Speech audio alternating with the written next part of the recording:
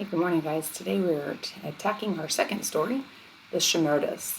This is another excerpt, and it comes from the story My Antonia. My Antonia, 1918, so all of these stories so far have been written long ago, is the third book in a trilogy. Notice that little number 1, which means down here at the bottom, I'll learn what a trilogy is. And if you see the prefix tri, T-R-I, that means 3. So there's 3 books in this set. It's set in a prairie of the Great Plains in the late 1800s. So our setting, when and where.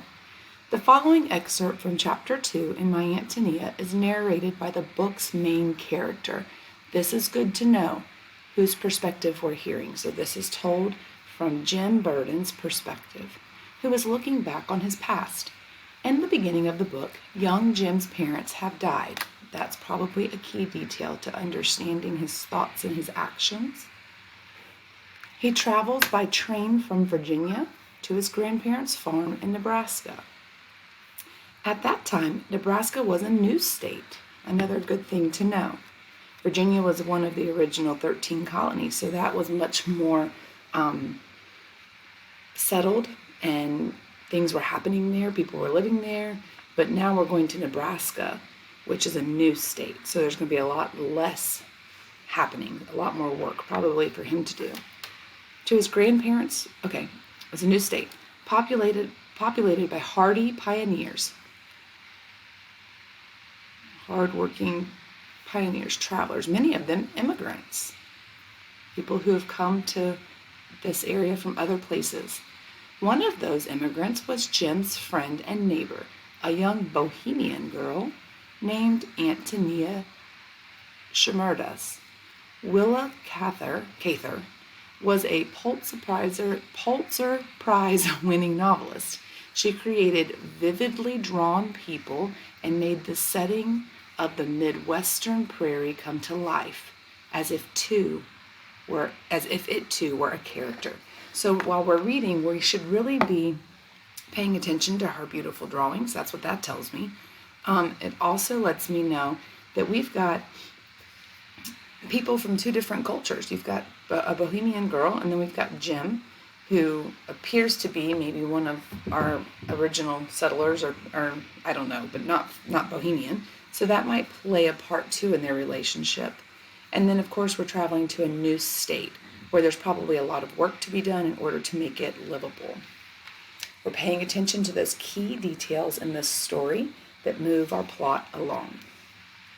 While grandmother took the pitchfork we found standing in one of the rows and dug potatoes, while I picked them up out of the soft brown earth and put them into the bag, I kept looking up at the hawks that were doing what I might so easily do. Okay, so we're working, he's watching the hawks, no main key details, just kind of sets the setting. We understand they're out working, digging potatoes. He's a little more interested in his hawks, though. And just so you know, at the top of the page, here's a picture of our author. Notice Willa Cather. When grandmother was ready to go, I said, I would like to stay up there in the garden a while. She peered down at me from under her sunbonnet. Aren't you afraid of snakes? A little, I admitted, but I like to stay anyhow.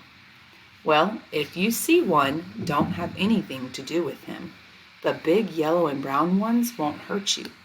They're bull snakes. And I'm going to highlight this only because, not that it's a key detail, but it might be important later. I don't know, maybe you'll see a snake. They'll help, they won't hurt you. They're bull snakes and help to keep the gophers down. So a little visual here of the cycle. Their whole purpose is to help keep the gopher population down. Don't be scared if you see anything. Look out of that hole in the bank over there. That's a badger hole. He's about as big as a big possum, and his face is striped black and white. He takes a chicken once in a while. But I won't let the men harm him. In a new country, there's another one of those words with the number, and down here, a new country, they're talking about Nebraska because it's still not settled. It's just being discovered. A body feels friendly to the animals. I like to have him come out and watch me when I'm at work. So in this paragraph here, we don't have any main key details, but I do want to kind of summarize what we're talking about. We're talking about the wildlife,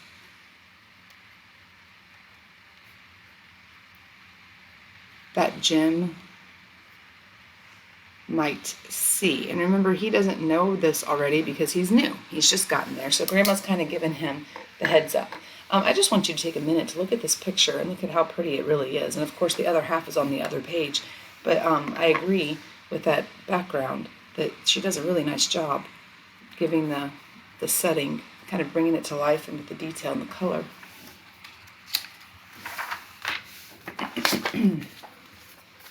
Grandmother swung the bag of potatoes over her shoulder and went down the path, leaning for a little while. The road followed the windings of the draw, another word with a number. A draw is a shallow gully. When she came to the first bend, she waved at me and disappeared. I was left alone with this new feeling of lightness and content. So this might be one of our first kind of key details. Here Jim is sitting in the prairie alone, but he's feeling the feeling of lightness and content. These are both positive connotation words, so he's probably feeling quite happy. And I want you to think back to our essential question for our unit and how nature affects us. So you can see here that the nature is really bringing to him a positive feeling.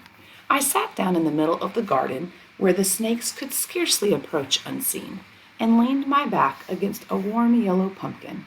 There were some ground cherry bushes growing along the furrows, full of fruit. I turned back the papery triangle sheaths that protected the berries and ate a few.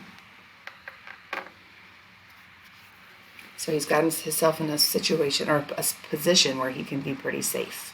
He'll see the snakes if they come, and he's munching on some berries. All about me, giant grasshoppers, twice as big as any I'd ever seen. That's just kind of cool.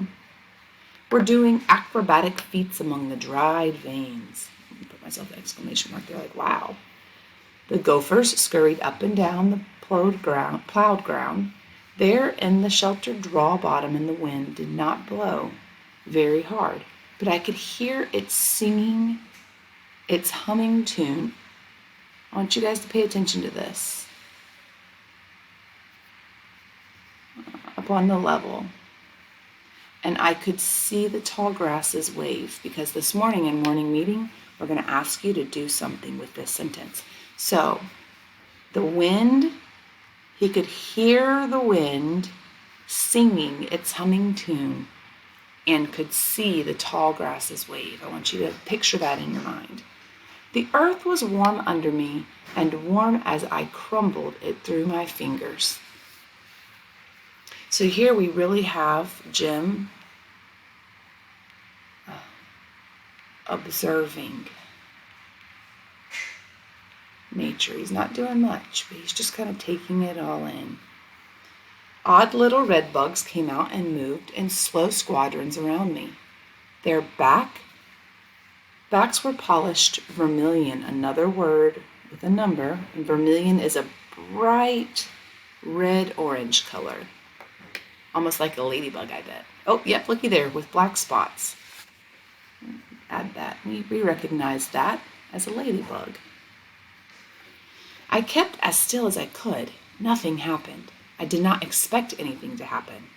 I was something that lay under the sun and felt it, like the pumpkins, and I did not want to be anything more. I was entirely happy. Notice here that Jim says basically, I am one with nature. He didn't want to feel like he was anything different than just that pumpkin sitting there kind of chilling and hanging out. Perhaps we feel that when we die and become part of something entire, whether it's sun and air or goodness and knowledge. At any rate, that is happiness. What is happiness? That is happiness. to be dissolved into something complete and great. When it comes to one, it comes as naturally as sleep. Okay, so here he says, maybe when we die, when we kind of go back with the earth and back with nature, that is what is happiness. Being dissolved into something so complete and great. So when he's talking about something complete and great, he's talking about nature. So in this story, it's very obvious how he feels about nature and how it affects him. As we think about the key details here, they're pretty simple. We have Jim sitting and observing nature, feeling content and being entirely happy, being one with nature.